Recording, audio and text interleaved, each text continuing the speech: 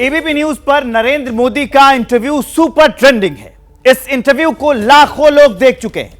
आपने इस इंटरव्यू के आखिरी हिस्से पर गौर किया होगा, जिसमें नरेंद्र मोदी कह रहे हैं कि इस बार बीजेपी विक्रम के साथ सबसे ज्यादा सीटों से सरकार बनाएगी।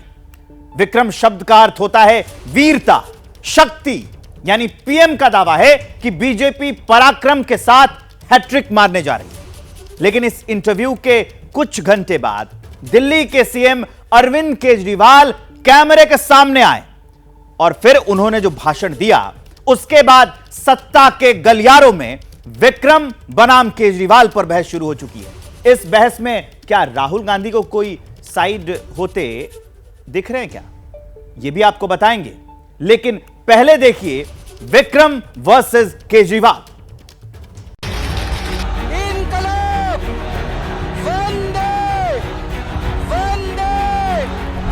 4 जून के बाद इनकी सरकार नहीं बन रही, मोदी सरकार नहीं।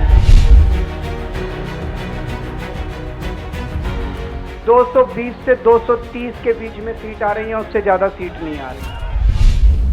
तिहाड़ के बाद इस दहाड़ के कई मायने हैं।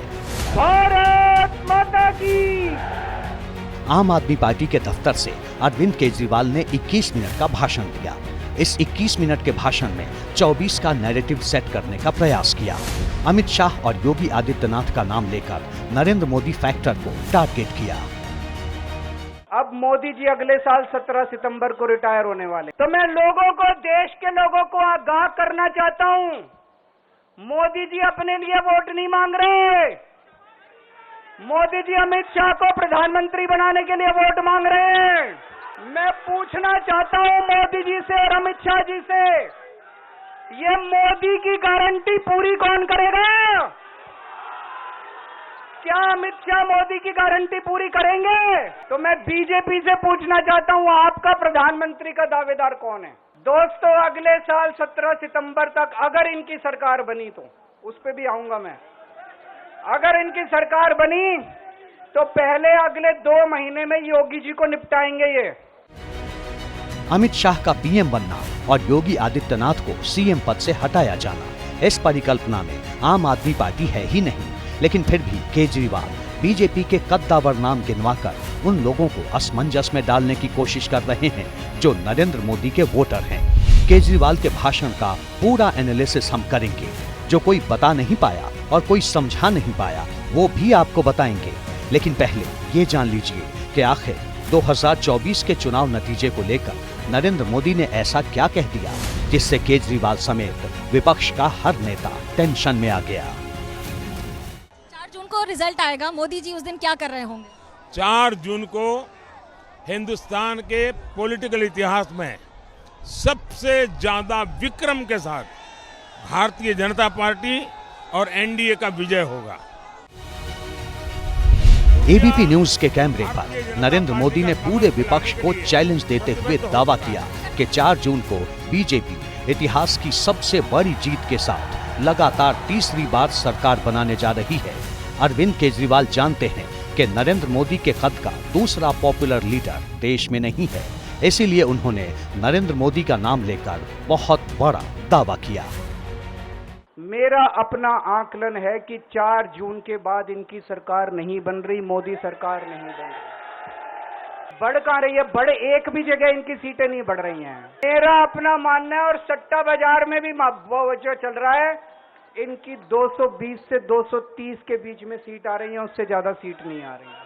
ये लोग इंडिया गठबंधन से पूछते हैं आपका प्रधानमंत्री कौन होगा। मैं बीजेपी से पूछता हूं आपका प्रधानमंत्री कौन होगा। आप लोग सोच रहे होंगे केजरीवाल क्या बात कर रहा है, मोदी जी होंगे। नहीं, मोदी जी अगले साल 17 सितंबर को 75 साल के हो रहे हैं। बीजेपी के अंदर मोदी जी ने 2014 में मोदी जी ने खुद ने रूल बनाया था कि बीजेपी के अंदर जो भी 75 साल का होगा उसको रिटायर कर दिया जाएगा। अब मोदी जी अगले साल 17 सितंबर को रिटायर होने वाले हैं।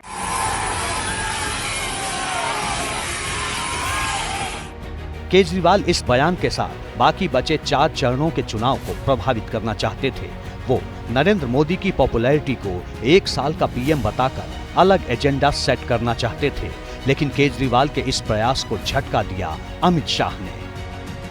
और ये चौथा चरण जो है वो एनडीए के लिए बहुत अच्छा है।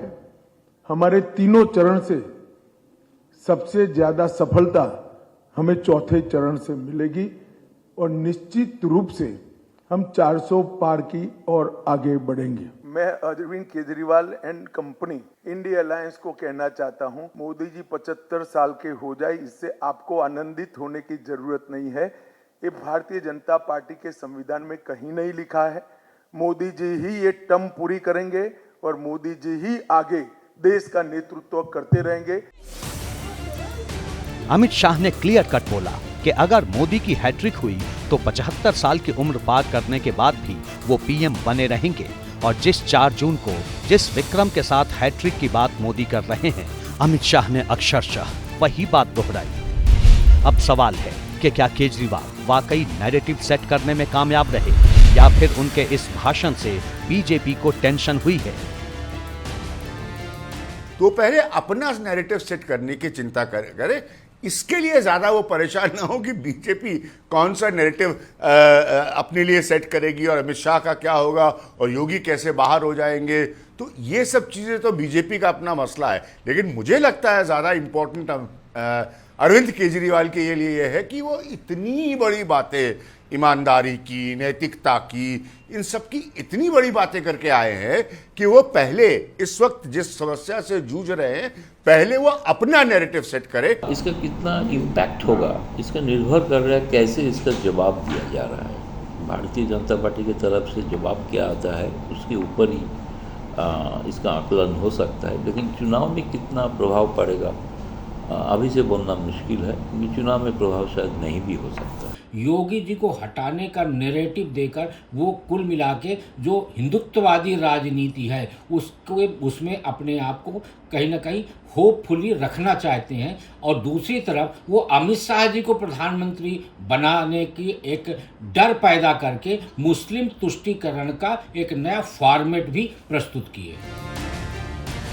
हनुमान मंदिर में दर्शन और माथे पर टीका लगाकर केजरीवाल हिंदुत्व की राजनीति करने वाली बीजेपी को टारगेट कर रहे हैं। पर्ची लिखकर दूसरे की सीट बता देने वाले केजरीवाल बीजेपी को 230 सीट दे रहे हैं, यानी बहुमत से 42 कम। आम आदमी पार्टी का जोश केजरीवाल ने हाइपरसोनिक स्पीड से बढ़ा दिया है। लेकिन विपक्ष की सबसे बड़ी पार्टी के सबसे बड़े नेता और केजरीवाल के बीच की दूरी भी एक सस्पेंस है, जिस पर न तो कांग्रेस बात कर रही है और न ही आम आदमी पार्टी।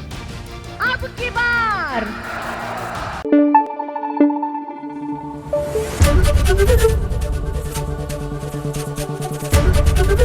एबीपी न्यूज आपको रखे आगे।